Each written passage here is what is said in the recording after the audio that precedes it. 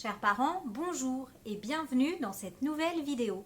Je m'appelle Aude Young, je suis infirmière puéricultrice, fondatrice de 2 filles en famille et je vous accompagne à construire votre équilibre de vie familiale pour un quotidien sain et serein. Alors, dans cette vidéo, je vais vous donner 9 astuces clés si jamais votre enfant ne veut pas manger de légumes. Alors, la première astuce, déjà, essayez d'en manger avec lui. C'est toujours plus facile de susciter l'imitation chez l'enfant et du coup d'appliquer le « faites que je fais » et pas simplement « faites ce que je dis » plutôt que de dire « mange des légumes » alors que vous allez manger un kebab à côté.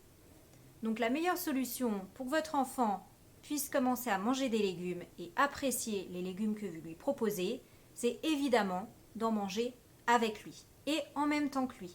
N'hésitez pas à l'installer à votre table, donc ça vous va vouloir sûrement dire qu'il va falloir se caler sur ses horaires de repas, au moins la plupart du temps, ou quand vous lui proposez un nouveau légume, et d'en manger avec lui. Comme ça, vous lui montrez aussi que ce que vous lui donnez, c'est bon. La deuxième astuce, ça va être évidemment de varier les légumes. Votre enfant a le droit de ne pas tout aimer. C'est d'ailleurs sûrement votre cas.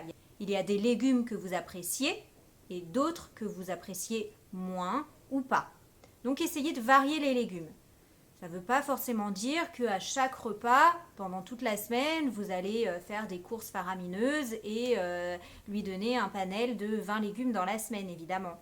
Mais peut-être que si c'est la 5e fois que vous lui proposez des carottes ou du brocoli dans la même semaine, il a envie de changer, surtout s'il n'aime pas trop. Donc essayez de varier, quitte à lui proposer 1 ou 2 jours plus tard sous une autre forme ou dans la même forme selon votre idée et vos possibilités du moment, mais vraiment varier les légumes. La 3e astuce, ça va être de varier les textures. Essayez de proposer à votre enfant différentes textures. Une fois en purée, une fois en gratin, une fois comme ça cuit à la vapeur, ou une fois un petit peu plus mou, un petit peu plus dur. Parfois, il y a des enfants qui ont envie de quelque chose qui se mange plus facilement, ou alors ils ont mal aux dents, ils ont envie de croquer dans des légumes un peu croquants. Comme nous, on adapte aussi notre plat du midi et du soir en fonction de ce qu'on a envie de manger. Donc, essayez de varier et d'être à l'écoute des goûts de votre enfant. D'essayer de savoir si votre enfant apprécie plus ou moins de textures, quitte à lui proposer différentes textures au cours du même repas. Comme ça, il a le choix. La 4e astuce, ça va être de proposer une petite quantité. Parfois, il y a des enfants, quand on leur propose directement une grande assiette avec beaucoup de légumes, ça va les rebuter. Comme nous, s'il y a un plat qu'on n'a pas vraiment envie de manger, si on lui sert un gros plat, par exemple, moi, d'endives au jambon, c'est mort, ça va me dégoûter. En revanche, si vous proposez une petite quantité et que vous appliquez évidemment les autres astuces en même temps, l'idée c'est d'appliquer plusieurs astuces et pas une seule, d'essayer de voir celle qui vous parle, celle que vous avez envie, celle que vous sentez partant pour faire. À ce moment-là, vous allez faciliter le contexte dans lequel votre enfant va découvrir les légumes et probablement qu'il sera plus à même de manger les légumes. Alors, ce n'est pas une garantie satisfait ou remboursé, donc peut-être que vous allez appliquer toutes les astuces pendant le repas de ce soir et que votre enfant, il ne va pas vouloir manger des légumes. Peut-être, mais il faut recommencer. Le fait d'avoir un enfant, ça va sûrement vous apprendre aussi à réitérer, à répéter les expériences parce que une fois ça marche, une fois ça marche pas. Et c'est ça aussi la vie de parent. La 5e astuce, ça va être de varier les différentes caractéristiques du plat dans lequel vous mettez des légumes.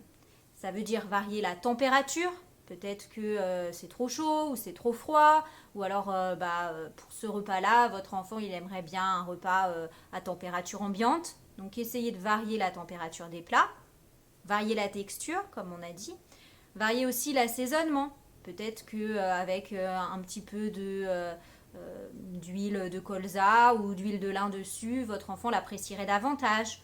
Ou mettez des petites épices, un petit peu de curry, un petit peu de curcuma, des petites herbes de Provence, selon le goût de votre enfant et bien évidemment son âge. Vous allez lui proposer différents goûts et peut-être que ça facilitera l'absorption des légumes.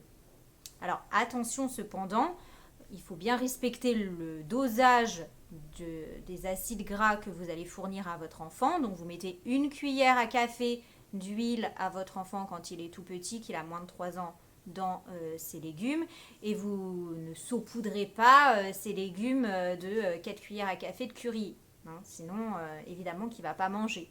L'idée, c'est vraiment de mettre une toute petite pincée pour favoriser l'éveil au goût et évidemment l'éveil aussi aux différents sens, que ce soit l'odorat, puisque les épices ont du goût et ont des saveurs, des odeurs particulières, mais aussi l'éveil au sens et à la vue, puisque votre enfant va voir différentes teintes. Le curcuma, ça va colorer ses plats en jaune par exemple, le paprika un petit peu plus rouge.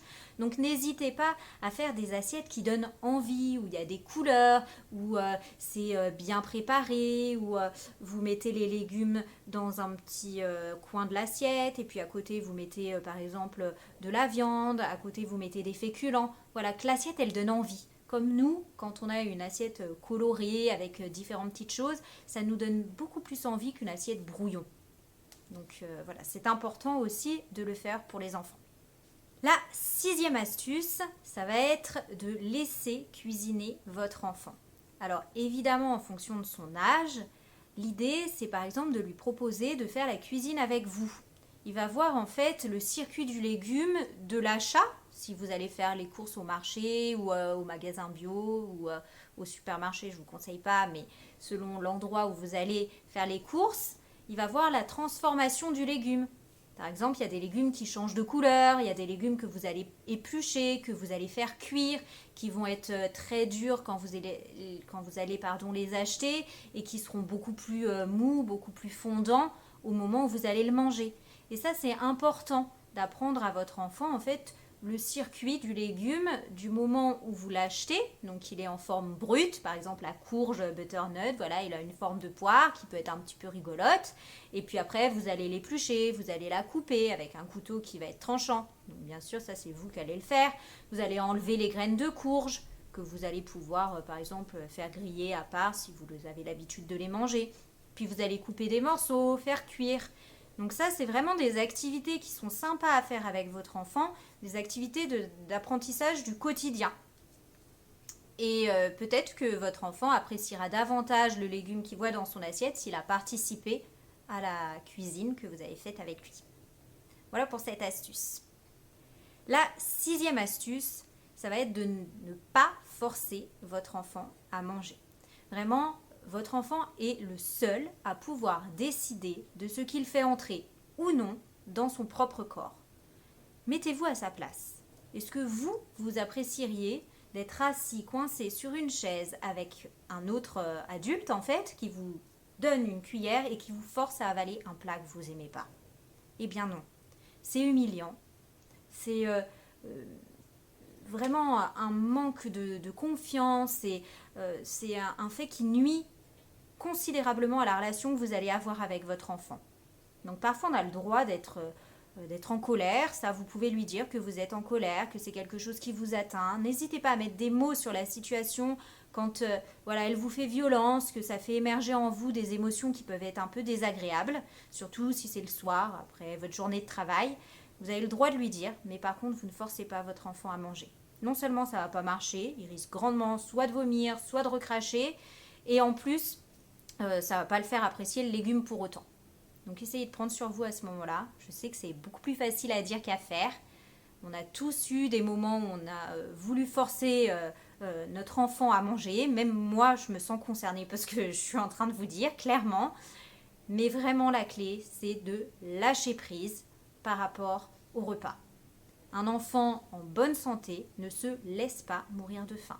Donc, si il n'apprécie pas le légume que vous êtes en train de lui proposer, peut-être il mangera autre chose, ou peut-être que ça va le braquer et qu'il n'aura pas envie de manger, il mangera à un autre moment. C'est pas grave, ça arrive. Même vous, ça vous arrive d'avoir plus ou moins faim, selon le moment, et plus ou moins envie de tel ou tel plat, selon les moments aussi. Donc, ne pas forcer et lâcher prise. Dernière astuce, ça va être de laisser votre enfant expérimenter.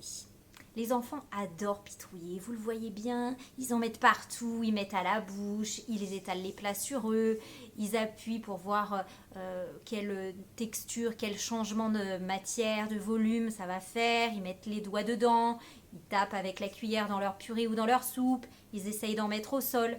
Les enfants adorent expérimenter. C'est comme ça qu'ils apprennent aussi, et c'est comme ça que vous arrivez aussi progressivement à poser le cadre. Plus ils grandissent, plus vous posez le cadre et dire ce qu'il est possible de faire et ce qu'il n'est pas possible de faire. Certes, l'apprentissage de base, c'est qu'on ne joue pas avec la nourriture. Mais quand votre enfant est petit, qu'il a moins de 3 ans, il a besoin de passer par cette phase d'expérimentation. Donc il a besoin peut-être de prendre un morceau de brocoli avec les doigts, il a besoin peut-être d'appuyer pour voir ce que ça fait sur les fleurettes de brocoli. Il a peut-être besoin de mettre dans la bouche, de recracher, de voir l'apparence que ça a, et puis de le remettre dans la bouche. C'est pas grave, laissez-le faire. N'en rajoutez pas des caisses, ne dites pas si c'est bien ou si c'est pas bien. À partir du moment où il ne se met pas en danger, où il n'est pas en train de gâcher la nourriture, évidemment, chacun a son propre cadre, mais laissez-le expérimenter un minimum. Tant que ça ne gêne pas et que de toute façon ça ne le met pas en danger, vous pouvez le laisser pratiquer. Il a besoin de ça. Alors pour finir, la dernière astuce, ça va être de laisser votre enfant jouer un petit peu. Alors ça va pas... ce que je veux dire par là, c'est pas de le laisser chanter, faire n'importe quoi, jouer avec la nourriture. Je suis pas en train de dire ça.